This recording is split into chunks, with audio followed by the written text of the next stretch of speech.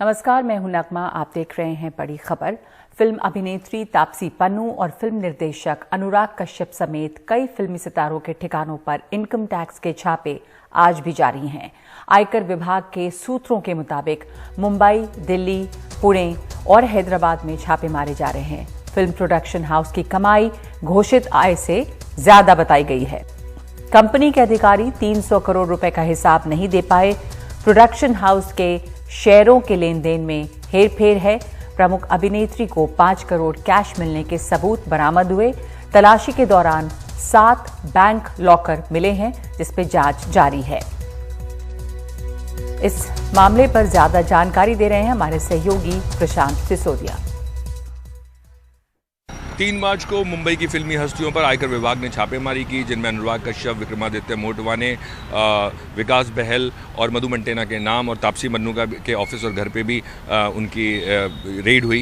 ये जो पूरी रेड थी, इसका मामला सामने आया है कि जो फैंटम फिल्म्स बनाई गई थी 2011 में, जिससे फिल्में रिलीज़ हुई 2013 में, इसको 2018 में इस कंपनी को डिसॉल्व कर दिया गया था और इसमें जो हिस्सेदारी थी वो अनुराग कश्यप, विकास बहल, विक्रमादित्य मोटवाने और मधु मंटेना की इसमें हिस्सेदारी थी और 50% की जो हिस्सेदारी थी वो रिलायंस एंटरटेनमेंट की थी। जब 2018 में इसको डिसॉल्व किया गया तो जो इनकम टैक्स डिपार्टमेंट है उन्होंने कुछ नोटिसेस भेजे, जिसके जवाब जो कंपनी के हिस्सेदार थे उन्होंने नहीं दिए। उसके तहत जो है ये पूरी रेड की गई है। और अगर हम जो बयान जारी किया गया है आयकर विभाग के सूत्रों द्वारा, उसकी बात माने तो जो ये कंपनीज़ हैं उनमें करीब 300 करोड़ का हेर-फेर पाया गया है और जो ऑफिशियल्स हैं इन कंपनी के, वो इन 300 करोड़ का हिसाब किताब नहीं दे पाए हैं। इस बयान के मुताबिक जो आयकर विभाग के सूत्रों द्वारा आया है, इसमें 2 talent management company, 2 film company और एक लीडिंग लेडी की बात करें जो लीडिंग एक्ट्रेस है, उनके ऊपर ये आयकर विभाग ने छापेमारी की। और ये जो छापेमारी थी करीब 4 जगहों पे हुई, जिनमें दिल्ली, हैदराबाद, मुंबई और पुणे थे। 4 शहर थे और 28 जगह थी और ये आगे भी जारी रह सकती है। और जो बयान आया था आयकर विभाग के सूत्रों द्वारा, उसमें बताया गया कि करीब जो इनकम टैक्स डिपार्टमेंट है उसने करीब 20 करोड़ का जो कैश का लेन देन है उनके रिसीट्स में भी हेर फेर पाया है। 300 करोड़ की जो कंपनी की मैं बात बता रहा हूँ, जो ऑफिशियल्स हैं उसका हिसाब किताब नहीं दे पाए, एक वो उन्होंने बात की है। दूसरा 7 लॉकर्स उन्होंने पाए हैं, बहुत सारे व्हाट्सएप चैट, डिजिटल डेटा और हार्ड डिस्क भी उन्होंने बरामद की है और वो सबको जब्त किया है उन्होंने। और अभी जो है ये जांच चल रही है और हो सकता है ये जांच आगे भी जारी रहे। मुंबई से प्रशांत सिसोदिया, एनडीटीवी इंडिया के लिए। तृणमूल कांग्रेस से बीजेपी में आए शुभेंदु अधिकारी ने कहा है कि वो नंदीग्राम से ममता बनर्जी के खिलाफ लड़ना चाहते हैं। बीजेपी ने भी कहा है कि शुभेंदु अधिकारी के अनुरोध पर बीजेपी की बैठक में इस पर निर्णय होगा। नंदीग्राम अधिकारी परिवार का गढ़ रहा है। वहीं ममता बनर्जी की सियासी सफलता भी नंदीग्राम से जुड़ी है। नंदीग्राम में जमीन अधिग्रहण के खिलाफ आंदोलन के चलते ही ममता बनर्जी बंगाल की सत्ता पर काबिज हुई थी। इस आंदोलन की लहर पर सवार होकर उन्होंने 30 साल से चली आ रही लेफ्ट सरकार को उखाड़ फेंका था। शुभेंदु अधिकारी नंदीग्राम से लड़ने के लिए उन्होंने रिक्वेस्ट किया है। पार्टी का बैठक में सिद्धांत मैं चुनाव लड़ेंगे, लेकिन आज इसके चर्चा नहीं हुआ क्योंकि वो 4th फेज में है। आज पहले 2 फेज का बात हुआ। पहले 2 फेज में नंदीग्राम है। शुभेंदु अधिकारी लड़ना चाह, पार्टी निर्णय करेंगे। तो ममता के खिलाफ लड़ाई हो सकता है, ममता के सामने जरूर होगा। देखिए ना, जीतेंगे भारतीय जनता पार्टी ही जीतेंगे। कितने सीटों पे फाइनल होगा, नाम करेगा? 60 सीटों के। पश्चिम बंगाल विधानसभा चुनाव के लिए टिकट बंटवारे पर बीजेपी में मंथन हो रहा है और प्रधानमंत्री मोदी की अध्यक्षता में बीजेपी केंद्रीय चुनाव समिति की बैठक हो रही है। इस बैठक से पहले पार्टी अध्यक्ष जेपी नड्डा के घर पर बंगाल बीजेपी कोर ग्रुप की लंबी बैठक हुई, जिसमें गृहमंत्री अमित शाह के अलावा बंगाल बीजेपी अध्यक्ष दिलीप घोष और टीएमसी से बीजेपी में आए शुभेंदु अधिकारी समेत कई नेताओं ने हिस्सा लिया। बताया जा रहा है कि पहले और दूसरे दौर के चुनाव के लिए हर सीट के लिए 3-3 नाम चुने गए हैं, जिन्हें केंद्रीय चुनाव समिति की बैठक में रखा जाएगा और हर एक नाम पे मुहर लगाई जाएगी।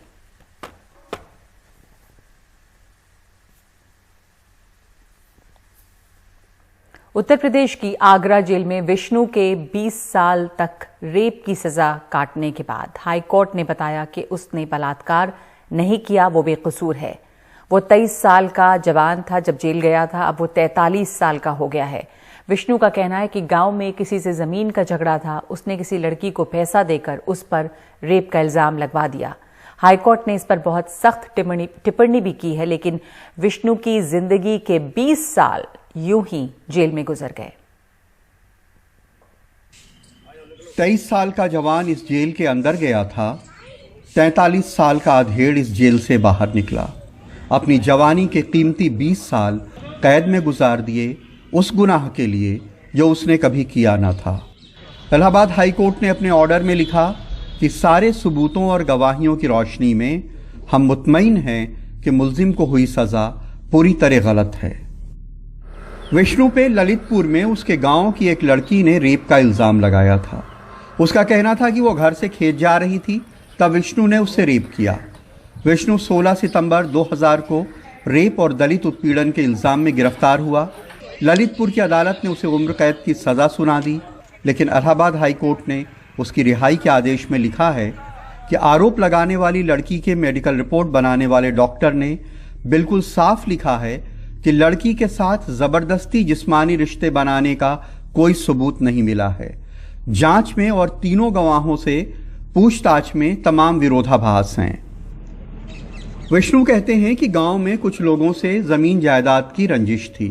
उन्होंने सबक सिखाने के लिए एक लड़की को पैसा देकर उसके ऊपर रेप का इल्ज़ाम लगवा दिया, जिसका नतीजा ये हुआ।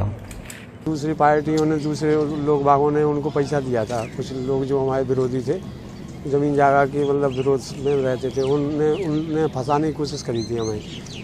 और जब से हम 20 साल से मतलब यहीं हैं जेल में, हमारे माँ बाप, हमारे भाई सब ख़त्म हो गए और हम पे कुछ नहीं बचा। आगरा जेल के अफसर भी कहते हैं कि विष्णु इतना शरीफ है कि उसे देख के कभी लगा ही नहीं कि इसने रेप भी किया होगा। बंदी का कारागार में आचरण बहुत अच्छा रहा है और निरंतर वो श्रम करता रहा है। श्रम करने के कारण उसको यहाँ पे जो पारिश्रमिक की व्यवस्था है, पारिश्रमिक भी मिलता रहा है।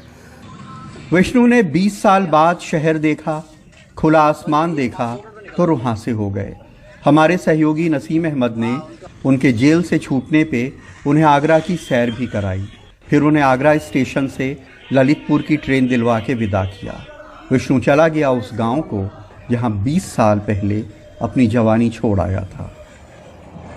जो जिंदगी सिर्फ एक बार के लिए मिली हो, जिस जिंदगी का हर लम्हा बेशकीमती हो, उस जिंदगी के 20 साल ज़ाया हो जाने का मतलब सिर्फ वही समझ सकता है जिसके साथ ये गुजरी हो। आगरा में नसीम अहमद और लखनऊ में कैमरामैन राजेश गुप्ता के साथ कमाल खान, NDTV इंडिया।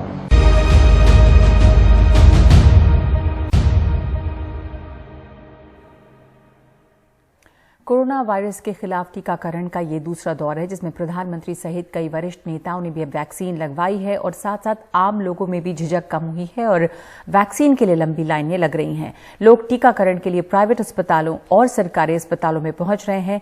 टीकाकरण का ग्राफ ऊपर जा रहा है और जुलाई 2021 तक 30 करोड़ भारतीयों को टीकाकरण का लक्ष्य है। टीकाकरण के इस दौर में पहले 3 दिन में 11 लाख आम भारतीयों को टीका लग गया। भारत का टीकाकरण ग्राफ बेहतर हो रहा है। जमीन पर भी इसे देखा जा सकता है। खासकर निजी अस्पतालों में पूरे दिन लंबी कतारें नजर आ रही हैं। अपोलो और मैक्स जैसे बड़े अस्पतालों में रोज 150 टीकों की रफ्तार बढ़कर अब 600 टीके रोज हो चुकी है। बड़ी तादाद में बुजुर्ग आ रहे हैं और हम पूरी कोशिश कर रहे हैं कि पूरी प्रक्रिया बिल्कुल आसानी से हो जाए। अब तक हम 2000 लोगों से ज्यादा को टीका दे चुके हैं। निजी अस्पतालों की भीड़ देख कई लोग अब सरकारी अस्पतालों का रुख कर रहे हैं। इनमें 65 साल की रिटायर्ड टीचर इंदिरा अग्रवाल और उनके 65 साल के पति प्रदीप भी हैं, जो एक रिटायर्ड बैंकर हैं। मैक्स वगैरह में एक्चुअली बहुत भीड़ थी। फिनिक्स आर ब्लॉक में ही है हमारे घर के पास, लेकिन उधर भी बहुत ज़्यादा रश था। लोग कह रहे थे जैसे मैक्स में आज रजिस्ट्रेशन करवाओ, कर रहे हैं वो लोग भी रजिस्ट्रेशन, लेकिन नेक्स्ट डे फिर सुबह जाओ तो नंबर आ जाता है, otherwise you have to wait for hours. So हमने कहा ठीक है, लेकिन यहाँ हम आए, हमने कहा एक बार देख लेते हैं, तो यहाँ हमें बहुत अच्छा लगा। कई जानी मानी हस्तियां भी गुरुवार को टीका लेती दिखी। वित्त मंत्री निर्मला सीतारमण, दिल्ली के मुख्यमंत्री अरविंद केजरीवाल, हिमाचल प्रदेश के मुख्यमंत्री जयराम ठाकुर, दिल्ली के LG अनिल बैजल और जम्मू कश्मीर के LG मनोज सिन्हा भी इनमें थे। पिछले 2-3 दिन से काफ़ी सारे लोग हमारे यहाँ लोकनायक में आ रहे हैं। माननीय प्रधानमंत्री जी ने लगवाया है, आज माननीय मुख्यमंत्री जी ने हमारे यहाँ पे वैक्सीन लगवाया है, तो निश्चित रूप से लोग ज़्यादा से ज़्यादा अब वैक्सीन सेंटर पे आ रहे हैं वैक्सीन लगाने के लिए। भारत का लक्ष्य है कि जुलाई 2021 तक 30 करोड़ लोगों को वैक्सीन लगाई जा सके और इस सकारात्मक शुरुआत के साथ ये उम्मीद और पुख्ता हो गई है कि भारत अपने लक्ष्य को हासिल करने में कामयाब होगा। नई दिल्ली से कैमरा पर्सन सुशील राठी के साथ सुकीर्ति द्विवेदी, एनडीटीवी इंडिया के लिए। जम्मू कश्मीर में स्कूल खुल गए हैं। कोविड के 7 अन्य मसलों के कारण सबसे ज्यादा नुकसान स्कूली छात्रों का हुआ है। इंटरनेट बंद होने के कारण ऑनलाइन भी छात्र पढ़ाई नहीं कर पा रहे थे। बड़ी राहत महसूस कर रहे हैं बच्चे और शिक्षक। नजीर मसूदी की रिपोर्ट। 19 महीने बाद क्लास में वापसी।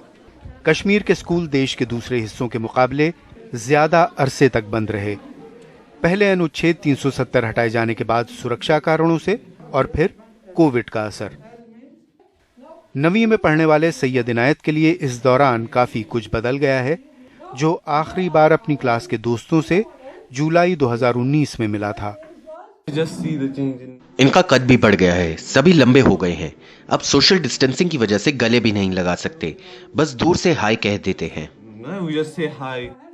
फिलहाल 9वीं से 12वीं के बच्चे आ रहे हैं। अगले हफ्ते से 6ठी से 8वीं तक के बच्चे भी आने लगेंगे। प्राथमिक स्कूलों को लेकर अभी कोई फैसला नहीं किया गया है। लगभग 2 साल हो गए, हम 2 साल के बाद आए यहाँ स्कूल, तो इसलिए तो अब हो गया है। अब 2-4 दिन ही हो गए हमें यहाँ आने को, तो अब नहीं होना चाहिए। अब कुछ नहीं होना चाहिए। तो जैसे कोविड के अब स्कूल खुल गया, अभी बोल रहे थे ये वापस बंद हो जाएंगे। हम नहीं आशा करते कि अब ये बंद ना हो। कश्मीर में इंटरनेट पर पाबंदी की वजह से ऑनलाइन पढ़ाई भी मुमकिन नहीं रही थी। शिक्षक शाइस्ता रेशी ने कोविड के दौरान बच्चों को पढ़ाने के लिए यूट्यूब चैनल लॉन्च किया, लेकिन इंटरनेट की धीमी रफ्तार की वजह से बहुत से बच्चे इसका फायदा नहीं उठा पाए। ऑनलाइन क्लासेस ठीक थी, इतने सारे सवाल थे, सिग्नल की परेशानी थी, नेटवर्क की दिक्कत थी, लेकिन आमने सामने पढ़ाई की बात कुछ और ही है। स्कूल आकर बहुत ही अच्छा लग रहा है। लंबे अरसे तक चली सर्द मायूसी के बाद कश्मीर के बच्चे अब फिर से पढ़ाई पर ध्यान दे रहे हैं। श्रीनगर से नजीर मसूदी की रिपोर्ट, एनडीटीवी इंडिया।